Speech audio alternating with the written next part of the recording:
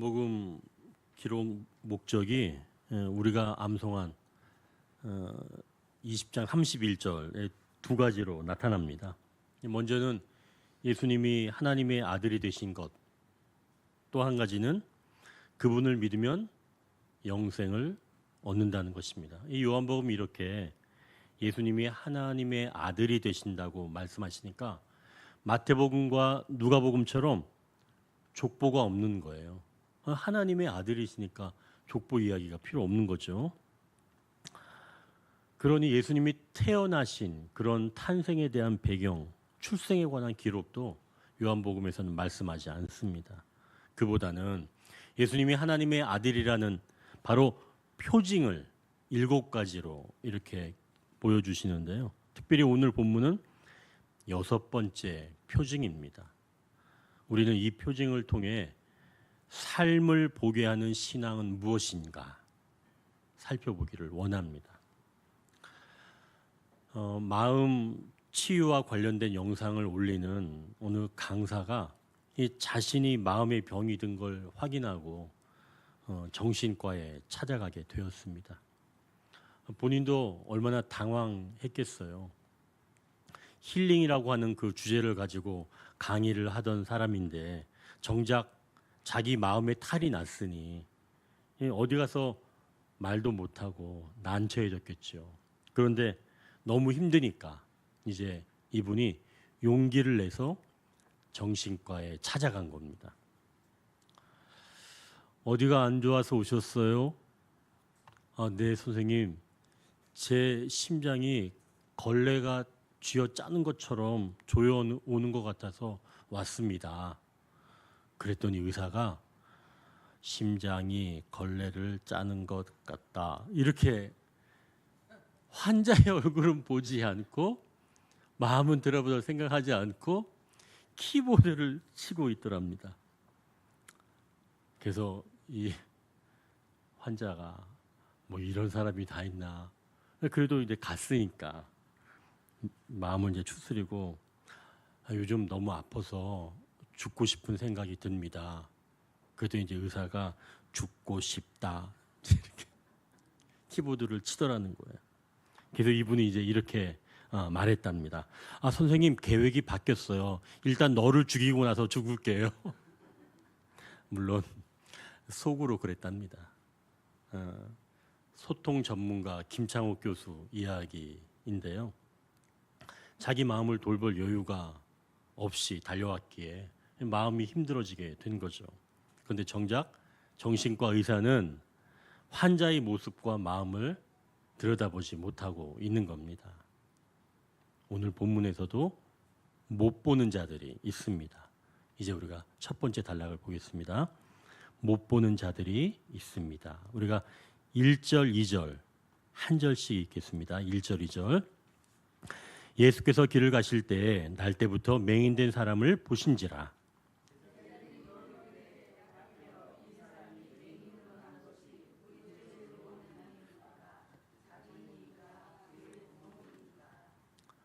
예수님이 예루살렘 어느 길을 가시다가 문득 가던 길을 멈춰서 날 때부터 맹인된 사람을 바라보십니다. 예수님의 시선이 이 맹인을 보게 되자 그때 뒤따르던 그 제자들이 바로 예수님에게 질문하는 거죠. 저 사람이 맹인된 것이 자기의 죄입니까? 그 부모의 죄입니까? 이렇게 지금 물어보는 거예요. 왜 이렇게 됐는지 원인을 좀 알려달라는 거겠죠. 즉 현재 상황을 보고 과거를 묻는 겁니다. 마치 정신과 의사가 환자는 안 보고 그 원인이 무엇인지 알려는 것은 아닐까요? 사람의 마음을 보지 못하는 그 특징이 있는데요. 바로 그것은 그 사람을 보는 것이 아니라 그 사람의 상태를 보고 과거에 어떤 일을 묻는 겁니다. 과거에 어떤 일이 있었길래 도대체 이런 결과가 나오게 되었는지 과거 지향적인 사람은 온전하게 사람을 바라볼 수 없다는 것이죠.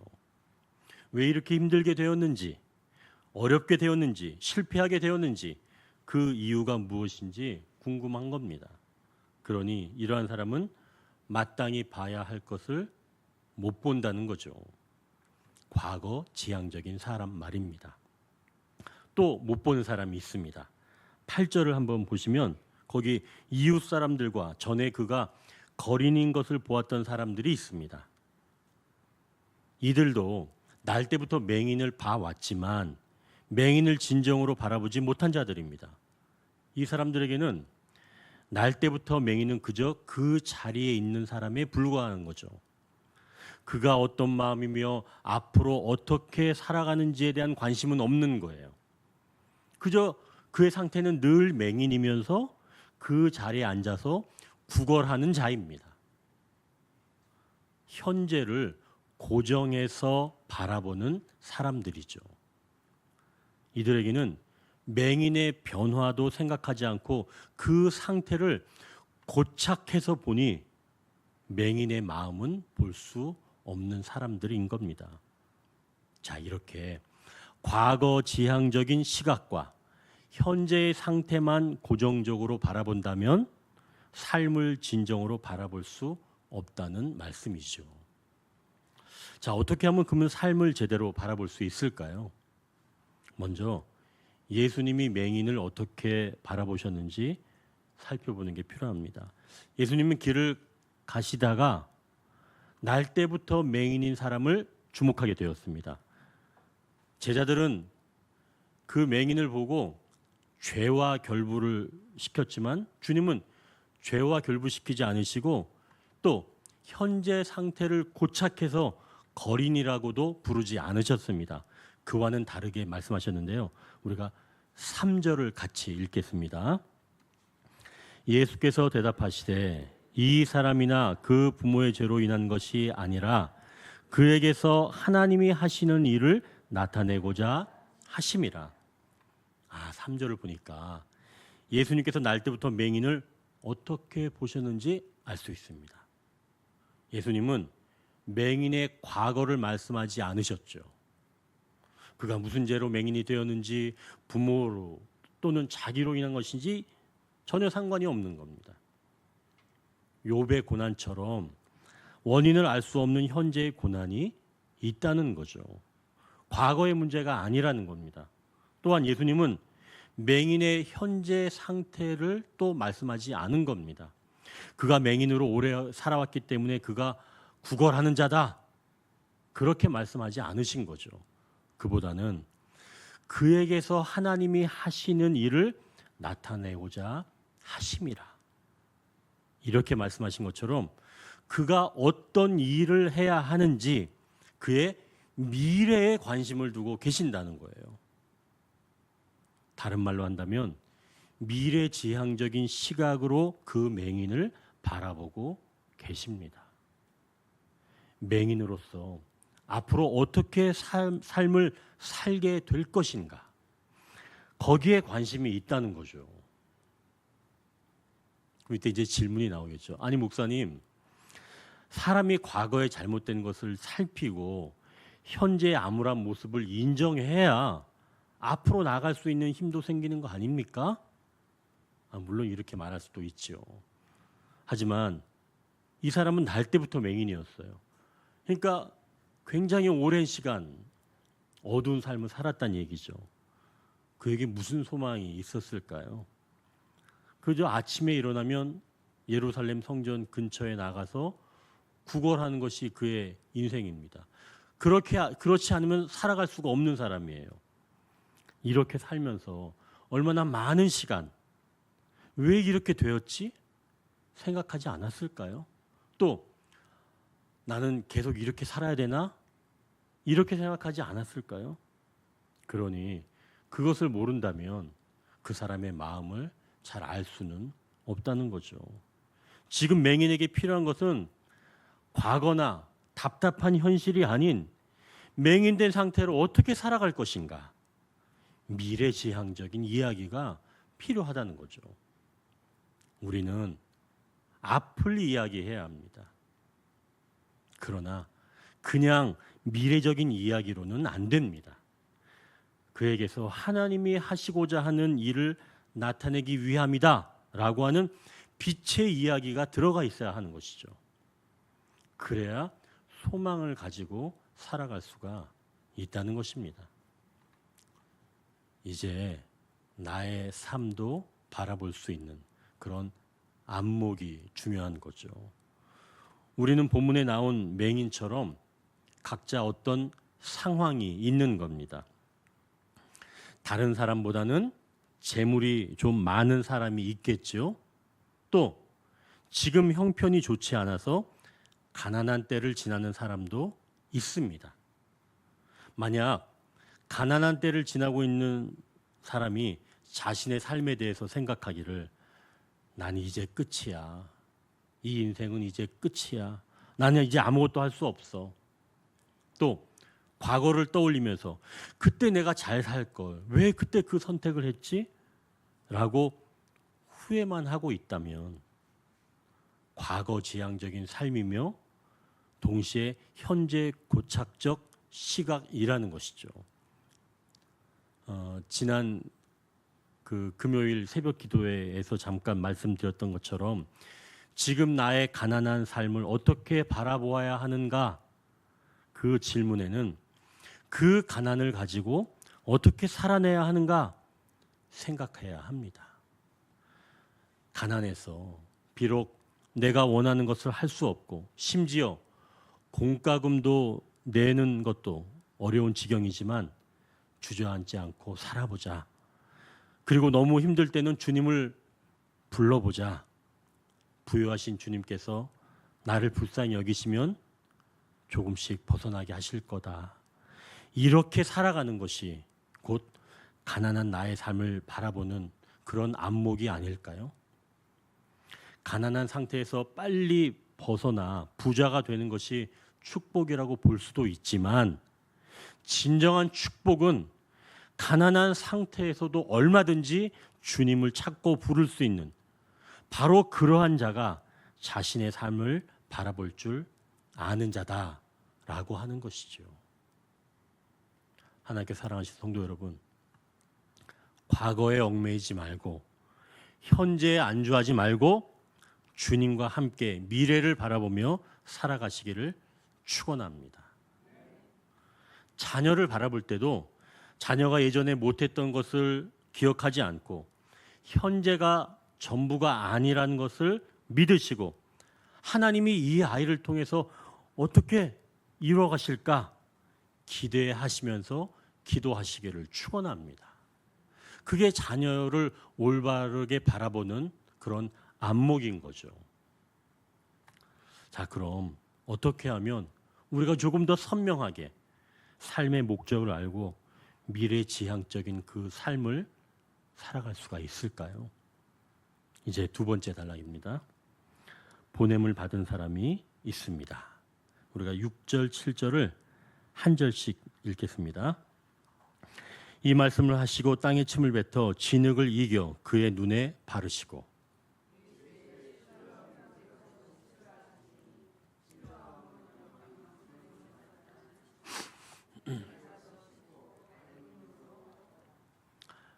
지금 7절을 보니까 실로암의 뜻을 말씀합니다. 실로암은 어떤 뜻이라 그래요? 번역하면 보냄을 받았다. 그런 뜻이죠. 실로암의 뜻까지 지금 성경에서 정확하게 기록을 해주는 겁니다. 그렇다면 이것은 굉장히 중요하다는 말이겠죠. 자, 그러면 누가 보냈고 누가 보냄을 받았다는 건가요?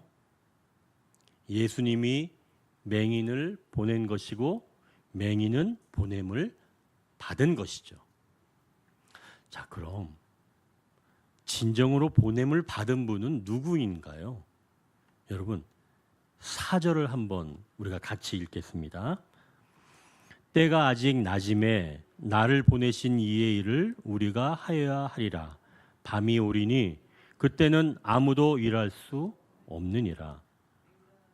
네, 지금 예수님도 보냄을 받으셨다는 말씀이죠. 예수님도 스스로 오신 것이 아니라 하나님으로부터 보냄을 받았다는 말씀입니다. 그렇다면 보냄을 받으면 볼 수 있는 안목이 생긴다는 거예요. 다른 말로는 보내는 분과 연결될 때 안목이 생긴다는 거죠. 보냄을 받으면 삶의 목적을 알게 되고 그 목적으로 살아간다는 겁니다. 그러니 여러분, 주님과 연결되지 않은 채 삶의 목적을 발견할 수는 없다는 것이죠. 보냄을 받아야 삶을 보는 안목이 열리기 시작하며 그 목적대로 살아갈 수 있는 힘이 조금씩 얻게 된다는 것이죠. 우리는 이것을 기억해야 합니다. 물론 삶의 목적을 알게 되었다고 해서 쉽게 그 목적대로 살아가지는 못하지요. 어렵습니다. 분명 마음의 부담도 있고 어려움도 있다는 것이죠. 지금 맹인도 보십시오. 예수님께서 말씀을 마치시고 땅에 침을 뱉고 진흙을 이겨 눈에 발라주셨습니다. 눈이 예전에 비해서 갑갑해졌겠죠. 더 어두워지지 않았겠어요? 진흙까지 발라놓았으니까요. 이제는 무겁기도 한 겁니다. 여러분, 혹시 진흙의 성분이 그런 성분이 있어서라고 생각할 필요는 없습니다. 그냥 전보다는 더 갑갑해진 거죠. 그러나 이것은 주님께서 이 땅의 물질로, 그리고 주님의 성분 그 일부로 못 보는 자를 새롭게 재창조하신다는 말씀입니다. 주님의 창조 능력을 말씀하시는 거죠. 주님이 손에 잡으시면 어떤 재료로도 고장난 것을 고칠 수 있다는 말씀입니다. 그러니 우리 앞에 값진 것이 없어도 고장난 내 인생, 고장난 내 삶을 주님은 얼마든지 새롭게 재창조하시는 줄 믿으시길 바랍니다. 자, 이번에는 맹인의 어려움인데요. 맹인이 자기가 앉아있던 그 자리에서 일어나서 실로암 못으로 가야 되죠. 실로암 못에 가지 않고 그냥 앉아 있으면, 즉 구걸하면 그날 수입이 얼마나 더 될지 모릅니다. 그러면 그 수입을 포기하고 일어나서 실로암 못으로 가야 되는 거예요. 그러니 지금 조금의 이익을 포기해야 되겠죠. 그걸 핑계 삼아서 일어나지 않을 수도 있는 겁니다. 나는 여기서 좀 더 벌어야 되니까 그냥 눌러 앉을 수도 있는 거죠. 그러니 그 유혹을 딛고 일어서야 되는 겁니다. 결국 이건 결단이 요구되는 거예요. 또 맹인이니까 그 실로암까지 가는 길이 두려울 수도 있습니다. 계속 누군가에게 물어보면서 가야 될 거 아니에요. 더듬거리면서. 그리고 간다고 해서 정말 눈이 떠진다는 보장이 확실하게 있습니까? 확실한 보장도 없잖아요. 그러니 잘못하면 안 가게 되는 수도 있다는 거죠. 결국 정말 실로암에 간다는 건 모험이라는 겁니다. 그 모험을 시작을 해야 된다는 거예요. 자, 그렇다면 우리에게 실로암은 어디일까요? 주님이 계시는 이 언덕이 아닐까요? 이 언덕에 오르기까지 사실은 소망이 없는 내 삶을 이끌고 나오는 결단이 필요합니다.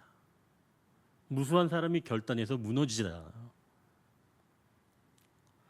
주님을 신뢰하고 언덕에 오르는 이 행동이 있어야 비로소 실로암에 나올 수 있다는 거죠. 사실은 집에서 좀 있으면 몸도 편안하고 또 이 쉼으로 인해서 또 다른 일을 하면서 내가 더 얻을 것이 있기 때문에 그것은 굉장한 유혹입니다.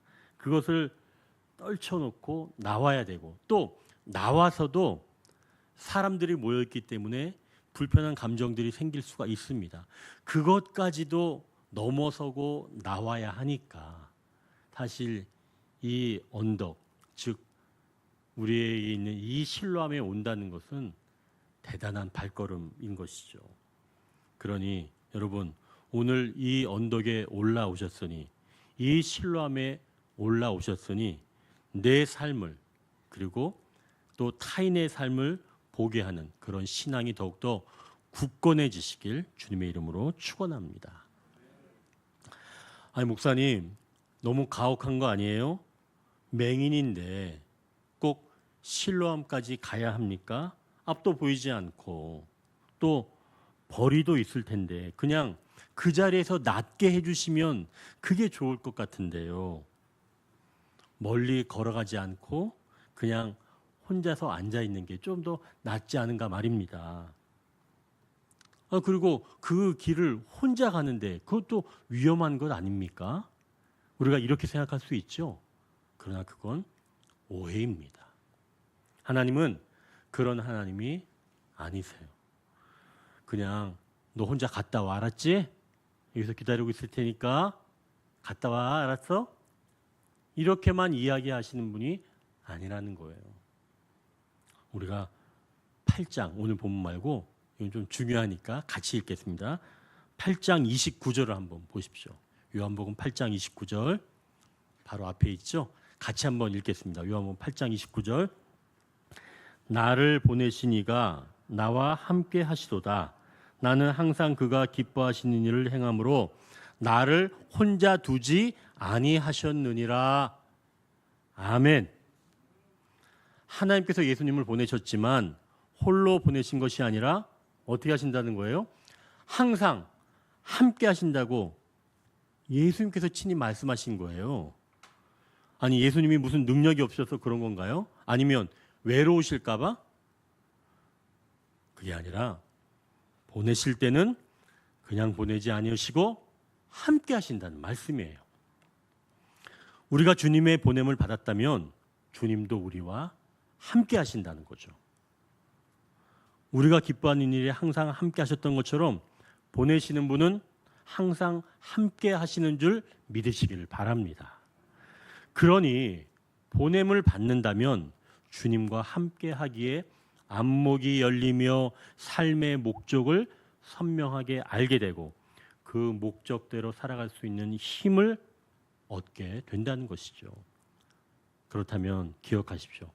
하나님이 예수님을 보내셨을 때 함께 하셨다는 것처럼 누군가 보낸다면 그와 함께하는 사람은 꼭 붙여주신다는 겁니다. 이 아람의 군대 장관인 나아만이 한센병에 들었지요. 나병이죠. 그런데 그 집 하녀가 우리 고향에 있는 선지자 엘리사에게 가면 나을 텐데 라고 하는 이야기를 듣고 이 나아만이 한센병을 고치기 위해서 엘리사를 찾아갔습니다. 그런데 이 엘리사는 아람의 군대 장관 나아만이 왔는데도 나와보지도 않고 그저 자기 하인을 시켜서 이야기하기를 저 요단강에 가서 7번 몸을 담그라. 그러면 깨끗해질 것이다. 라고 말하는 겁니다. 나아만이 그 이야기를 듣고 화가 잔뜩 나는 거예요. 아니 우리나라에는 요단강보다 더 깨끗한 물이 있는데 아니 요단강 물에 몸 7번 담근다고 낫는다고? 이거 무슨 말도 안 되는 소리야? 라고 말하면서 그냥 가려고 했지요. 그때 나아만의 종들이 말리면서 이렇게 말합니다. 아니 그보다 더 어려운 일을 하라고 해도 할 판인데 요단강에 몸을 담그는 것은 어려운 일이 아닌 줄 압니다. 그러니 요단강에 그 물에 몸을 담그시죠. 라고 그 나아만의 종들이 이야기를 하게 됩니다. 결국 나아만은 그 조언을 듣고 몸을 담그게 되죠. 깨끗하게 치유를 받은 겁니다. 나아만에게는 이 종들이 바로 함께하는 사람들인 거죠. 그를 말씀대로 살게 하는 사람 말입니다. 여러분 주변에도 이처럼 말씀대로 살도록 조언해주는 그리고 그 조언을 듣고 실행하는 성도들이 되시기를 소망합니다. 이제 세 번째 단락입니다. 사모하는 마음을 주신다고 말씀합니다. 우리가 8절 9절을 한 절씩 읽겠습니다. 8절 9절 이웃 사람들과 전에 그가 거리는 것을 보았던 사람들이 이르되 이는 앉아서 구걸하던 자가 아니냐.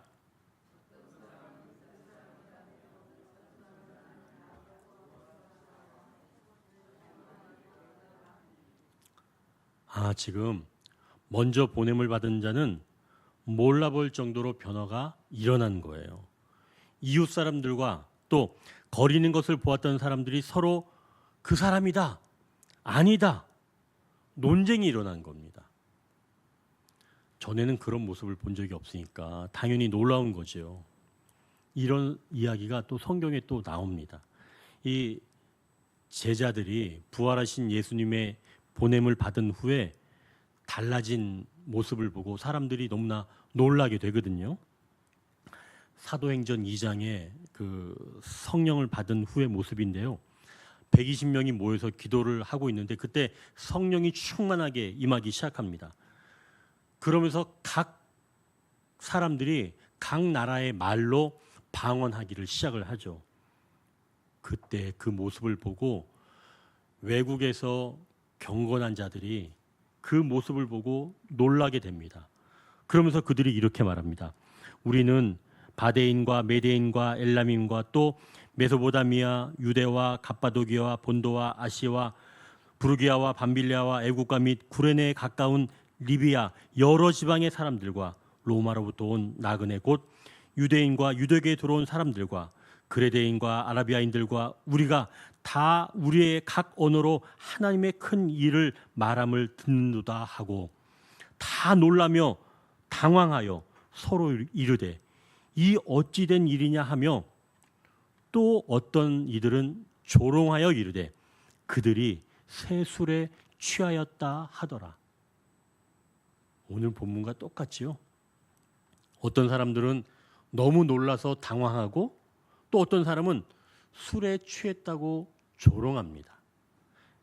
이렇게 보냄을 받게 되면 큰 변화가 일어나서 그 보냄 받은 사람을 보고 그 주변 사람들이 논쟁까지 일어난다는 거예요.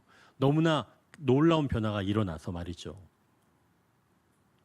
보냄을 받고 안목이 열리며 삶의 목적을 선명하게 알게 된 사람은 실제로 큰 변화가 일어납니다. 이 외모도 더 아름다운 모습으로 변화되지요. 피부도 그렇습니다. 여러분 한번 스스로 보세요. 얼마나 아름다우세요. 예전에 비해서. 저도 거울 보고 깜짝 놀라요. 예전에 그 20몇 년 전에 만났던 친구를 그저께 우연히 만나게 됐는데요. 저보고 너무 놀라더라고요. 아니, 너는 별로 늙지도 않고 얼굴도 너무 선해 보이고 너무 멋있다. 제 입으로 얘기하니 좀 이상한가요? 그럴 이유가 있지. 제가 그렇게 얘기를 했죠. 놀라운 변화가 일어나는 겁니다. 그 나이대로 안 보는 거예요. 피부가 탱탱해지는 거죠. 왜 그런가요? 나를 보내신 분이 함께 하시기에, 내 마음에 계시기에 이게 외모로도 나타나는 거죠. 그러한 변화가 나타나는 겁니다. 이 아주 긍정적인 효과인 거죠. 그런데 이런 좋은 것만 있는 게 사실은 아니에요. 조금 전에 논쟁하던 사람들을 보십시오. 맹인된 사람이 눈을 뜬 겁니다. 자, 그럼 맹인된 내 이웃이 눈을 떴으면 그 이웃 사람들은 그 눈 뜬 사람에게 어떤 말을 해야 하나요? 이웃 사람들이 그 눈 뜬 사람에게 어떤 말을 해야 되죠? 한턱 내? 축하해야죠. 와, 눈이 떴네? 축하한다. 이런 얘기 해야 되는, 축하 안 해보셨어요? 축하를 하는 거예요. 정말 어렵게 살다가 좋은 일이 생기면 축하하는 겁니다. 너무 잘 됐다. 나도 기쁜데 넌 얼마나 기쁘니? 축하해 주는 거죠. 자, 그럼 여기 지금 이 맹인의 이웃들, 눈뜬 이 맹인을 보고 축하하는 이야기가 있나요? 축하하나요? 안 합니다. 축하한다는 말 한마디도 없어요. 그보다는 그 사람이 맞다? 아니다? 논쟁만 벌이는 겁니다. 그가 낳은 거에는 별로 관심이 없어요. 또 맹인이 나왔다니까 이렇게 말하는 겁니다. 우리가 10절, 12절인데요. 우리가 한 절씩 읽겠습니다. 10절에서 12절. 그들이 묻되 그러면 내 눈이 어떻게 떠졌느냐?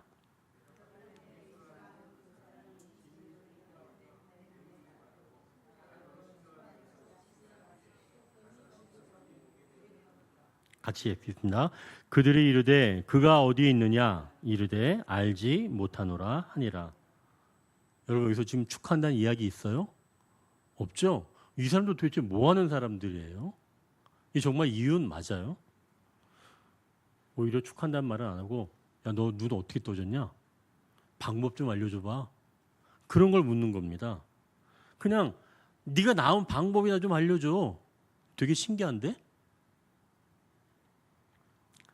맹인이었던 사람은 주님이 해주신 것을 아주 담백하게 이야기를 하죠. 그랬더니 이제는 이 이웃 사람들이 야 그럼 그분 어디 있냐? 그분을 또 찾는 겁니다. 이 사람들 너무 심하죠. 뭐 이런 사람들이 다 있어? 이런 생각이 들죠? 여러분 어떠세요? 그런 생각 안 드세요? 축하는 한마디도 안 하고 야 너 어떻게 낫게 됐냐? 이런 방법만 묻는 이런 사람들 너무한 사람 아닌가 말입니다. 그러나 여러분 이게 인간이에요. 이게 사실 우리 내면의 모습입니다. 이게 우리예요. 멀리 갈 필요도 없어요. 이게 우리의 모습입니다. 남 잘 되는 거 별로 기뻐하지 않아요. 그러니 보냄을 받은 자가 주님을 더 사모할 수밖에 없게 되는 겁니다. 내 변화된 모습을 보고 기뻐하지 않는 그 모습을 보니까 나를 보내신 바로 그분을 사모하게 된다는 거죠. 그럼 어떤 사람이 정말 나를 기뻐해 줄까요? 또 다른 보냄을 받은 바로 그 자가 기뻐해 주는 겁니다. 회복의 기쁨을 아는 자가 함께 기뻐할 줄 아는 거죠. 보냄을 받아보지 못한 자들은 축하해 주지 못합니다. 그러니 이러한 때는 나를 보시고 말씀해 주셨던 주님의 음성, 주님이 더 그리워지는 거지요. 내가 앞을 볼 수 없었을 때 나를 봐주시고 다가와 주시고 만져주시고 보냄을 얻게 하시는 그분이 더욱 그리워지는 겁니다. 하나님께 사랑하시는 여러분, 사람들에게 실망하였다면 그때는 주님을 찾을 때입니다. 주님은 이렇게 사모하는 마음을 주셔서 주님을 찾게 하시는 줄 믿습니다. 그래서 비로소 주님을 기다리는 자가 되어 가지요. 자, 그럼 우리는 주님 한 분만 모시고 살아가야 할까요? 다른 사람은 만날 필요도 없고 어차피 다른 사람들은 나를 바라보지도 않고 기뻐하지도 않으니까 그냥 홀로 사는 것이 나은가 말입니다. 어느 가정의 이야기인데요. 새벽에 알람이 요란하게 울립니다. 이 피곤한 엄마는 지친 몸이지만 오늘도 굳은 손을 만지며 다짐합니다. 그래, 하루를 시작해보자. 그리고 아이들을 깨워서 밥을 먹입니다. 잘 먹지 않으려고 하지만 늦은 시간까지 공부하는 그런 아이들을 위해서 엄마는 꼭 아침을 챙겨줍니다. 엄마도 출근 시간이 늦었지만 아이들이 집을 나서기까지 바라보는 거죠. 그리고 속으로 말합니다. 오늘도 잘 다녀오렴. 잘 갔다 와야 돼. 이렇게 속으로 말한 거예요. 그러면 보내는 자가 되는 거죠. 다시 건강하게 만날 것을 기약하면서 보내는 자가 되는 겁니다. 보내는 자가 되어 보면 보냄을 받는 자를 기다리게 되고 그를 위해 기도하게 됩니다. 그리워하게 되죠. 이렇게 보내는 자는 다시 만나게 될 때 그 시간이 너무나 소중하게 되지요. 우리도 서로 보내는 자가 된다면 서로 너무 소중해지지 않을까요? 엄마가 아이를 보내고 남편이 아내를 보내고 또 아이들도 부모님을 보내고 우리 성도들도 서로 보내는 겁니다. 보내는 사람은 보냄을 받는 사람을 기다립니다. 그가 건강하기를, 그가 즐거워하기를, 그가 다시 보내는 자로 살아가기를.